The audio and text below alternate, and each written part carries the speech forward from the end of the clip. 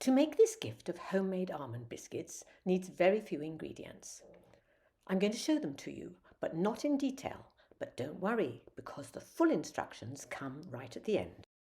What you need is flour, butter, sugar, flaked almonds, an egg, some water and a bit of cinnamon. To make the biscuit mixture, all you need to do is to put the butter into the flour and mix it, and I'm going to show you how to do that.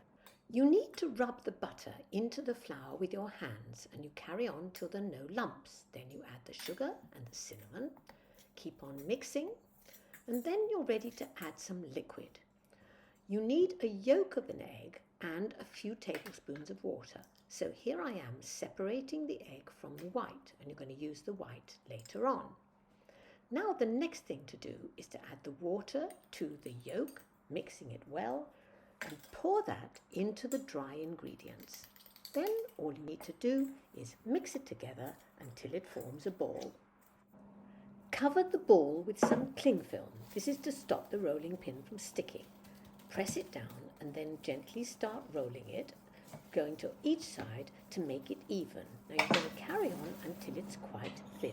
Sprinkle over the flaked almonds, cover it again with the cling film, and then roll it so that it presses the almonds into the biscuit. Then you're ready to just use some cutters, either square or round, to make your biscuit shapes. The finishing touch is to add some sugar, but before you do that, brush the tops of the biscuits with a little bit of whisked egg white and then sprinkle it over. After about 10 minutes in the oven, here is what they look like. Now here's the recipe from my own book, giving all the instructions, details and everything you need to know.